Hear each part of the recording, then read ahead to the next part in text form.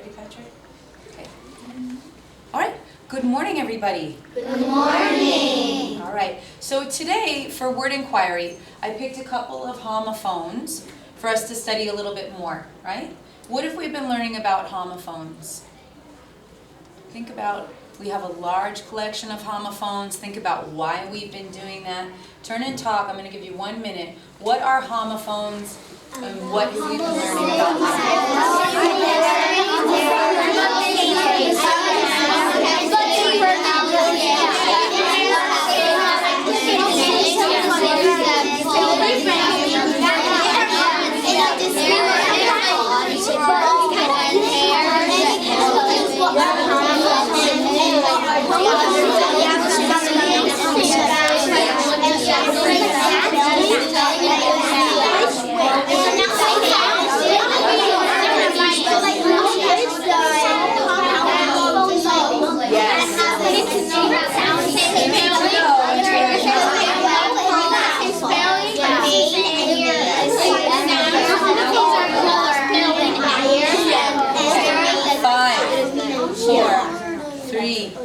Two. Thank you, neighbor. Thank you, neighbor. Who can tell me quickly what are homophones and or why are they important? Tommy. Because if you have two words that are like the same pronunciation, you have to know which one has like this meaning, which one has that meaning. Good. Why do you need to know the meaning? So that because English is all about meaning. English is all about meaning. Saeed, can you tell me the example? You noticed no and no. Tell me quickly what you Imagine shared. I wanna write no, but I write no. My sentence is not gonna make sense, and it's gonna be a different thing. That's right. We want to use the correct words when we're writing in Writer's Workshop, yes? Yes. So homophones is a great way to explore spelling because we're learning that spelling is based on meaning and a lot less on pronunciation, right? Okay, wonderful. So today what I really want to show you is we've practiced using the 4 questions a lot, right? What does a word mean? How is it built? What are its relatives? And what phonemes matter in that word? We've been using those 4 questions a lot. So I want to show you today a special way that we can kind of take notes on the 4 questions. So when we're investigating a spelling, it makes a lot more sense to us. Okay? So what I've done is I picked a homophone pair that you're familiar with, right? No and no. We've collected over 100 homophones, right, class? Yes. Yeah. Okay. So let's go through the 4 questions, all right? So raise your hand. Tell me N-O. What does that word mean? If I were reading a book and I needed to understand, what does the word no mean? N-O. Sophia. No means like you don't know stuff like no, I don't know this. Okay. No, I don't. No, I don't, or no, I don't want. So we often say, for meaning, think of using it in a sentence or giving the opposite. So who can try to use the word no, in a sentence? Tyler. No thanks. No thanks. Olavo. I don't know. I don't know. Oh, that was the other one. That's the other one. Ashlyn. No, you can't go play outside. Said my mother. No, you can't. What's the opposite? Let's think opposite. What's the opposite of no? Yes. Yes. Very good. So we understand what we're trying to communicate when we say no. How is this word built? That means, are there any affixes? Are there prefixes or suffixes? No. It's a base. Okay, it's a base word? Yeah. Yes. So can it stand alone? Yes. Okay, so N-O is a base word. No prefixes at the beginning, no suffixes at the end. Now, let's look a little bit closer about how it's built. What are the phonemes or the sounds that matter? No. No. No. So there's two phonemes, right? Yes. Oh. Now that's not the phonetic symbol, but that's how we could transcribe it, right? Yes. No. Two phonemes. So it looks like each letter is functioning as a grapheme. Does that make sense to you? Yes. Two phonemes, two graphemes. Right? O looks like OW because it has like the kind of like a phone of W, but the grapheme is O. Correct. Very good thinking. What are words related to know? So, meaning the opposite of yes. Are there any other words that may share those letters and also share a meaning? Patrick? None. None. Can you use none in a sentence?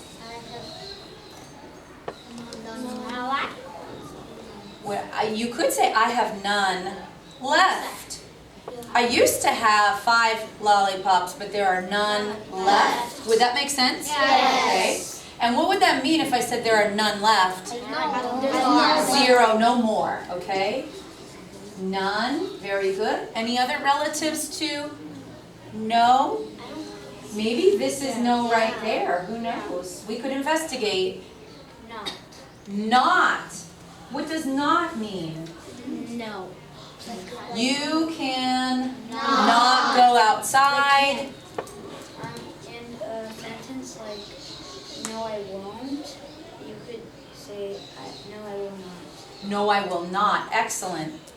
Papa. Nothing. Nothing. Excellent.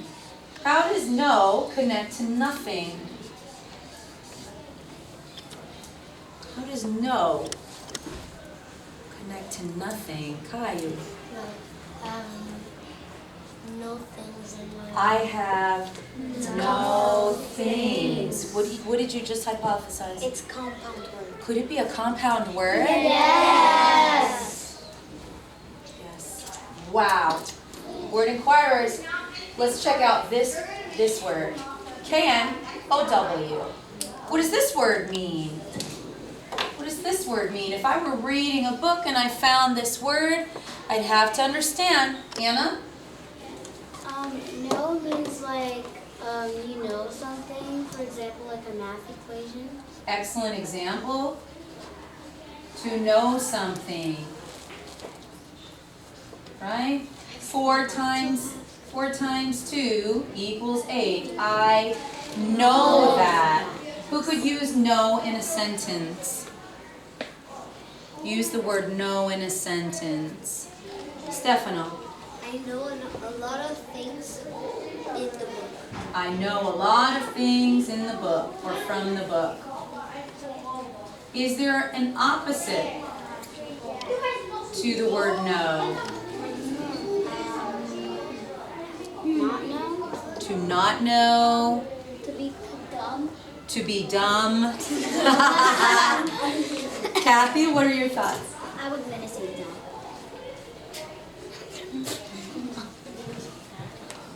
All right. So we know what it means. How is the word know built? Are there any affixes on it?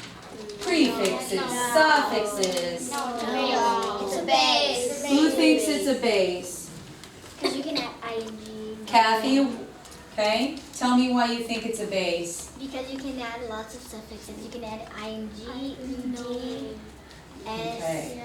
So we could add on to it. We feel like it's a base word. Let's go a little bit deeper now. If it's a base word, let's analyze the phonemes and the graphemes. This is the fun stuff. We love to analyze graphemes.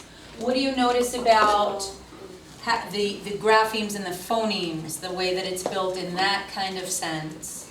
Gayun.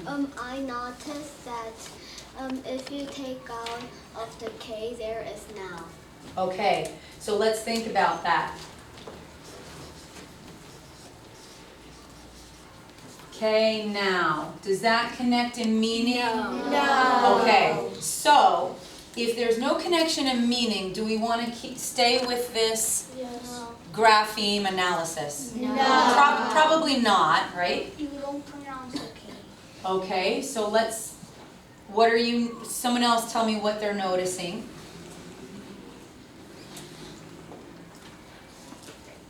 Patrick. I think KN is a grapheme. Yeah. Okay, KN could be a grapheme. Yes. But I don't know if OW is. What about OW? Could OW be a grapheme? Yes. Olivia was mentioning when we were talking about no, she was saying that sometimes that O might be represented by OW. Is that correct? Yes. Can you think of other examples where OW represents O? Ashlyn. Bow. I wear a bow in my hair. How would we spell that word? B-O-W. And how do we announce those graphemes? What would we say? B-O-W. Because we have been looking for graphemes, right, class? Yes. What do we know about them? They function as a team. They function as one team or one building block. Did anyone notice the building bricks I've got here? Yes. So inside of the word, there's even smaller building blocks. Those are your graphemes. Who remembers what a two-letter grapheme is called? So we've got single-letter graphemes, like these N and O are single letters. Jonga. Trigraph is 3. So 2 is Ashlyn? Digraphs. Okay, very good. So we've got 2 digraphs here. What phonemes do they represent? Oh, I'm so glad. Kiss your brain. You know a phoneme is a speech sound. Yes. Very good. Thank you for pronouncing the speech sound. OW represents what phoneme? O. Okay? That's why these are homophones. Yes? Right? Yes. The phonemes seem to be the same. But like Tommy said in the beginning, we can't use the same graphemes because then we're going to get confused about the meaning. Anna? Maybe no is from Old English. Oh. Yes. Okay, we're jumping ahead to history, right? Let's go to the next step here. What are the relatives for no? I know lots of things from the book. I know my math facts. What are other words connected in meaning to know, as in to know something in your brain? If you haven't yet had the chance to share, I'd like to see your hands. Leticia? Knowledge. Could you use knowledge in a sentence, someone? It is kind of what I was saying about your brain, right? Yes. Who can use the word knowledge in a sentence? Olivia. I have knowledge for math. I have knowledge for math. I have lots of knowledge about Brazil. I have lots of knowledge in general, right? Another related word. I'm not sure, but like smart. Smart. Let's take a look. Like it's a relative meaning, but not in spelling. Okay, very good. We would call a word related in meaning but not spelling, we'd call that a synonym. Oh, yeah. Right? Okay, so it's definitely a synonym, but not in the same family, right? Yeah. Let's look for remember your relatives are in your family, Yeah. right? Yes. Gayun, New. knew. Use it in a sentence, please. I knew how to write in cursive. I knew how to write in cursive. I knew the answer on the test. This is showing when I want to say past time. Another relative, Patrick. No, it's a synonym, schema.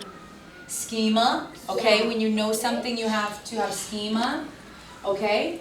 So, but I'm gonna kind of, we recognize synonyms, but for word study, synonym, there we go, I cannot talk and write at the same time. But for word study, we want to keep that base intact. Knowledge, new, Hamilton? Notice a relative. Notice, let's take a look. I noticed something. Thoughts? Synonym. You think it's a synonym? Yes. Yes. And the family. Why would it not be in the word family? Because it doesn't. Because it doesn't have K in. It doesn't share Yeah. some of the graphemes that the base word has, right? Yeah. Okay, excellent. I notice is a base word, Okay, but no, it's a compound word, but it has 2 words in it, but it's not a compound word. okay, let's take a look. What 2 words do you think are in notice? Not And no. Not and nice. Yeah. But it doesn't have K. Not Yeah. and ice. Now, do not and ice, when I put them together to make the word notice, is there any kind of meaning going on there? So I'm going to disagree, Patrick. I'm going to disagree with your hypothesis. I don't think that notice is a compound word in that way. I just don't know how to say it. You don't know how to explain. Who thinks they know what Sophia's trying to say? Not plus ice would not Makes sense. make sense together, right? For notice. Okay, great. So what we've done, we've gone through the 4 questions. So now, you told me that no is a base. We do have some word families that we need to explore. But I think we need to explore a lot more with no. So I've got something here that you're familiar with. It's a word building matrix, right? And what do we do with the matrix? We add. What do we do with the matrix? Gigi. We add like suffixes and prefixes. Okay, and we try to make word sums. Very good. And we always kind of challenge ourselves. We try to find out how many words can we make in this family, right? Yes. Sometimes it's 20 or 30 words.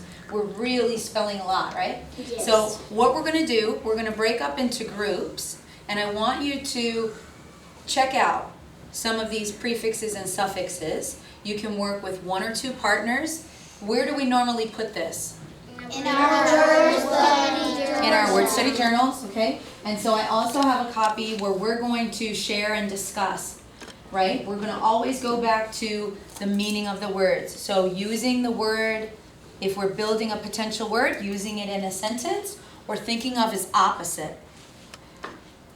Can you combine the affixes in any order, any way you want? No. Okay, so you know that everything has to make sense, but we're still going to investigate like word scientists, right? See what we can prove or disprove. Before we get going with partners, questions? I think I have another relative for no. For this one, Yes. another relative? No. Known.